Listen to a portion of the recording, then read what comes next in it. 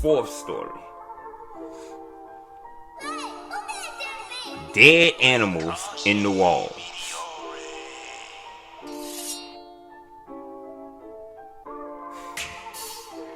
When the birds...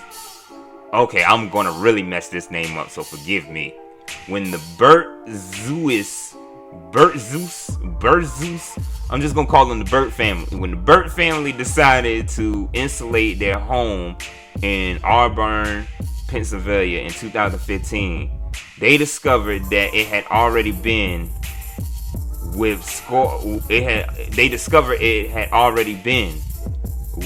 scores of dead animal carcasses. Oh my goodness. As Fox reported, the dead animals were wrapped in newspaper from the 1930s and 40s and were among half-used spices and other items. After removing the items, they sent hundreds of artifacts and carcasses to an expert in Kutztown. This was in 2015. They found these dead animals wrapped in newspaper from the 1930s and 40s were among half-used spices and others. So I'm guessing the spices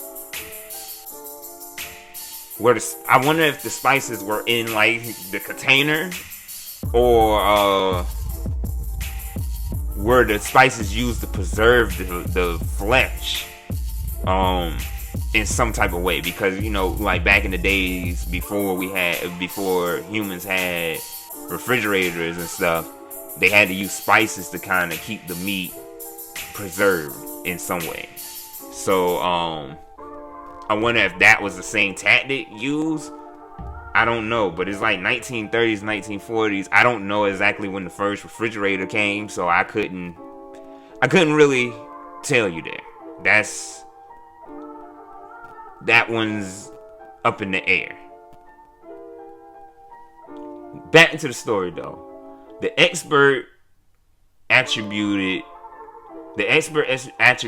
the rotten animals in their walls to powwow or Dutch magic.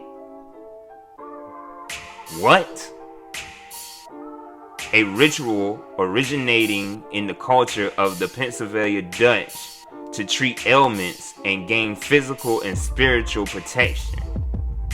The Pennsylvania Dutch were a group of German-speaking settlers to Pennsylvania in the 16 and 1700s, and are often of Lutheran, Mennonites, or Amish faith.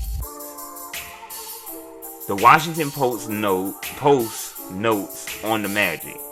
Many of the spells deal with the care of livestock, finding water, or the treatment of minor ailments, reflecting the conditions and concerns of early American settlers. But powwow also has within it a tradition of darker spells and even of such things as conjuring demons.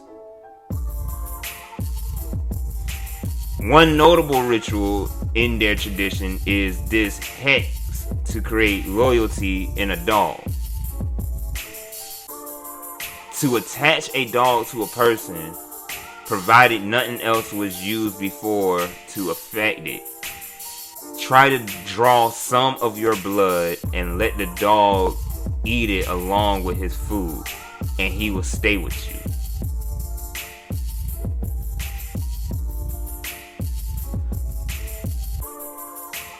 wouldn't that make that dog bloodthirsty? And wouldn't it want your blood?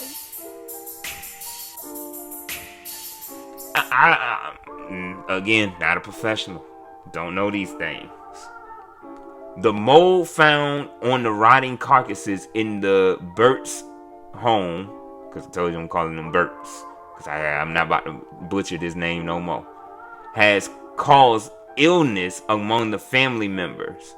And they say that the odor hasn't gone away. So they removed these animals from the wall, and the odor still didn't go away. Now, this story reminds me of something that happened to me too. This wasn't a scary story or nothing. At least I don't think it was a scary story. But I remember I was staying at an apartment complex with this was when I was living with my parents. I was younger then. I think I was probably close to 18, maybe. Had to been like 16, 17. I'm not 100% sure how old I was. But we were living at this apartment complex, and out of nowhere, we just started smelling what smelled like wet fur. All the time. Every day. And this went on for weeks. I don't even remember exactly how long it was, but it was a long time of smelling wet fur in the walls. And it was like coming out of the vents. Every time the vent, like anytime the AC or the heat would come on, especially when the heat came on, you would smell it. The heat made it worse. We assumed that it might have been like some squirrels that may have crawled up in there, and maybe they started a nest, had a family in there. But we never really heard any sounds neither, so I don't 100% know. That was just a situation that was completely unexplained, because after a while the scent went away. Don't know what it was about or how it even happened. But yeah. Now that's kind of making me think. Now I know we ain't put no animals in the wall. But it is an apartment complex, so it could be, with it being attached to other apartments, it could have been somewhere else. But now this story makes me think. I'm trying to even think what went down that year. Like, was there any negative things that started happening? Was there any bad occurrences that happened? Like, I don't recall. This was a while back. Like I said, I was a teenager when this happened, and I'm 32 now, so I don't recall anything bad happening. But it's definitely something that's on my mind now after reading this. That's wild. That is wild. Y'all let me know what y'all think about that. Y'all tell me in the comments. It ain't really much I can do to try to even come up with my assumption of this, because it's like they found all this. This wasn't like they put this here, but the fact that they still smell the odor is wild to me. Like, it's very, very wild to me. You know what I'm saying? Precaution.